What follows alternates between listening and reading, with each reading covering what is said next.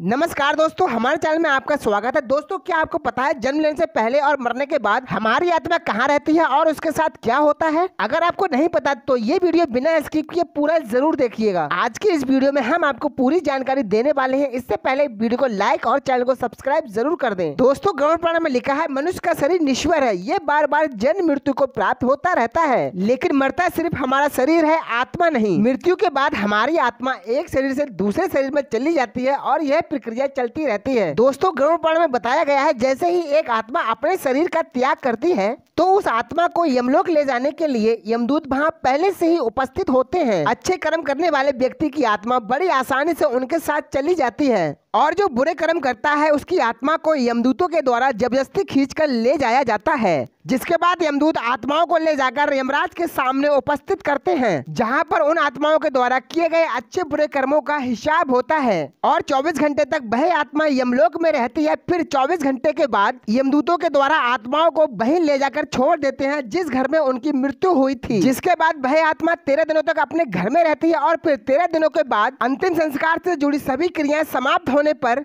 यमदूत उन्हें फिर से लेने आते हैं और उन्हें अपने साथ यमलोक की यात्रा पर ले जाते हैं। उन्हें यमलोक तक पहुंचने वाले मार्ग में अनेक प्रकार की यातनाएं सहन करनी पड़ती हैं। अगर मरने वाली आत्मा पुण्य आत्मा हो तो बहुत आसानी से यमलोक के मार्ग को पार कर जाती है और अगर कोई पापी या फिर दुराचारी आत्मा हो तो उनको यमलोक के मार्ग में बहुत ही कष्टों का सामना करना पड़ता है, जिसमें यमलोक के मार्ग में बैतरणी नदी भी आती है, जहां पापी आत्माओं को इस नदी में होकर गुजरना पड़ता है और 17 दिनों तक इस भयानक मार्ग की यात्रा करने पर 18वें दिन यमदूत उन आत्माओं को लेकर यमलोक पहुंचते हैं। यमलोक पहुंचने से पहले सटीक पुष्पोत्का नाम की एक नदी मिलती है, जिसका जल स्वच्छ होता है और इसमें कमल के सुंदर पुष्प खिले होते हैं। उस नदी के किनारे एक बट वृक्ष पड़ता है, जिसके नीचे बैठकर आत्मा विश्राम करती है और उसके परिजनों द्वारा किए गए पिंडदान का भोजन प्राप्त होता है, जिससे उस आत्मा में ऊर्जा प्राप्त होती है। नदी पार करने के बाद जब आत्मा यमलोक पहुंचती है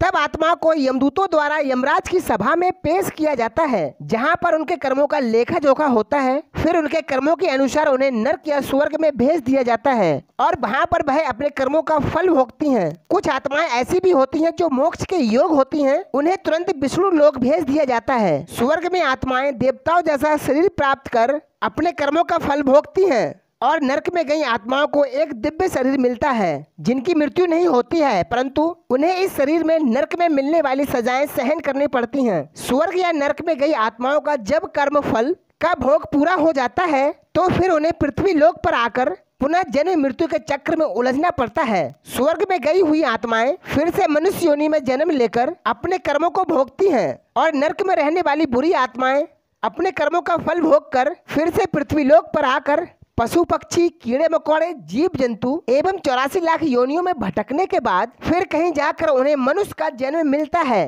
तो दोस्तों, अब आपको समझ में आ गया होगा कि जन्म से पहले और मृत्यु के बाद हमारी आत्मा कहाँ रहती है। अगर वीडियो अच्छा लगा हो तो वीडियो को लाइक और चैनल को सब्सक्राइब जरूर कर दें।